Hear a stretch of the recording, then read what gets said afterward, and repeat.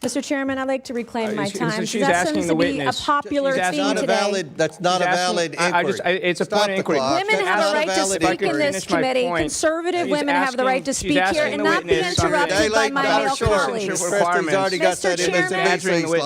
I would like to reclaim my time. I lost like 10 seconds there. Okay. There's a moment in congressional hearings when the policy question disappears and something deeper slips out. Not a statistic, not a document, a tell. It happens when a lawmaker stops asking how a system failed and starts asking who belongs inside it. That's what makes this exchange matter. Not because of the volume of money alleged, and not because of the names involved, but because of what the question itself reveals about how accountability gets redirected when institutions are under pressure. This moment comes from a House Oversight Committee hearing on alleged fraud in Minnesota. And before we even get to the fraud, the hearing takes a turn that deserves a closer look. Should Somalians in Minnesota be required to speak English if they are American citizens? That's the line. That's the pivot point. Up to that moment, the hearing is about fraud, oversight, enforcement failures, taxpayer exposure. Those are legitimate questions. Americans care about them because fraud isn't abstract. It shows up as higher taxes, fewer services, and growing distrust in public institutions. But this question doesn't interrogate the system that failed. It interrogates the people who live under it. And that matters. Because language has nothing to do with whether a state agency flags suspicious payments. It has nothing to do with why oversight mechanisms didn't trigger sooner. And it has nothing to do with whether prosecutors acted quickly or slowly. The fraud, it appears that the amount of fraud we are talking about could exceed the size of GDP in Somalia. The size of its economy is what we're talking about. So let that sink in, the amount of fraud we're talking about. My first question is this, Mr. Balyu, this afternoon.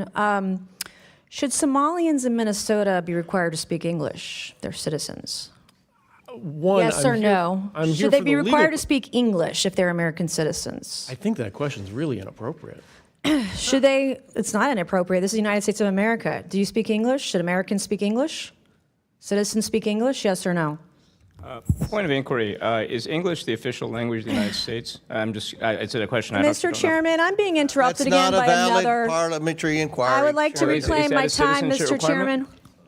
Mr. Chairman, I'd like to reclaim my time. She's that asking seems the to be witness. a popular theme today. That's not a valid inquiry. It's a point of inquiry. Women have a right to speak in this committee. Conservative women have the right to speak here and not be interrupted by my male colleagues. Mr. Chairman, I would like to reclaim my time. I lost like 10 seconds there. Okay, we'll give you 10 seconds. Okay, my next question is, should Somalians who committed fraud be denaturalized and deported, Mr. Balyu?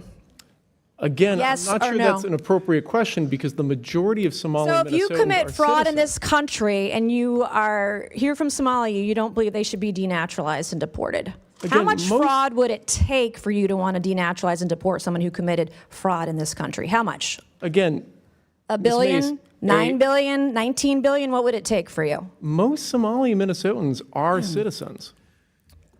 Right, and the ones that committed fraud, the question was, if you understand English, should be those who committed fraud, should they be denaturalized and deported? The Somalians who are here, the ones that can't speak English. Yeah, so under U.S. law... Okay, my next question for you can I please finish the question? No, you can't because you're not answering the question. My next question is, this is yes or no. If you marry your brother and you commit immigration fraud, should you be denaturalized and deported? Again, if you commit immigration fraud, yes or no? Again, that question seems really inappropriate. And if I can get back to your question... Well, you can't answer my question, so that's probably more inappropriate. Can you name one significant contribution to Minnesota from a Somali immigrant who can't speak English? Absolutely, yes. But again, this is... You didn't name one. All right, so my next questions are going to be for the Honorable Ms. Robbins. Good afternoon. Thank you all for being here today. I heard some discussion earlier about al-Shabaab. And the discovery that you believe some of this money that was defrauded the U.S. government went to al-Shabaab. Is that correct? Did I hear that right? Yes, it's been proven. How much money are we talking about? You know, we don't have an amount. So there's been specific cases where it's been charged where we have an amount, but then of the millions that go to Somali over the years in remittances, a portion of that we understand is taken as sort of a tax or corruption by al-Shabaab when it enters the country. Can you explain to us who al-Shabaab is? It's a terrorist organization in Somalia. And they're affiliated with al-Qaeda, is that right? My understanding is they are. I am on the DNI website where it tells me that since 2014, al-Shabaab has killed more U.S. citizens than any other al-Qaeda affiliate. And as of 2025, al-Shabaab, this group, is al-Qaeda's wealthiest component. Can you believe that? Yes. And that American tax dollars through Minnesota, through Governor Tim Walz, who shamefully had to resign from his reelection the other day. Thank you to the young YouTuber Nick Shirley.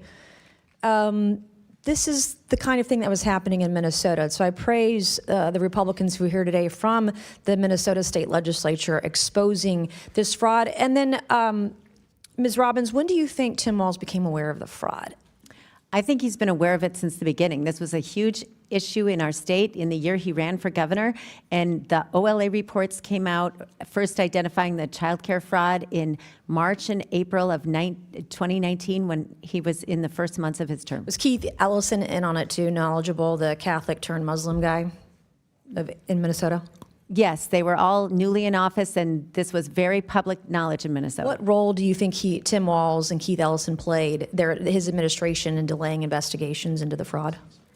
So I've outlined several things where they stopped our ability to strengthen internal controls, and they also shut down the criminal investigations by the OIG and DHS. Thank you, Mr. Chairman. I yield back. I do have two articles, Mr. Chairman, that I would like to ask unanimous consent. This one on foxnews.com, Minnesota fraud probe will expand to other states.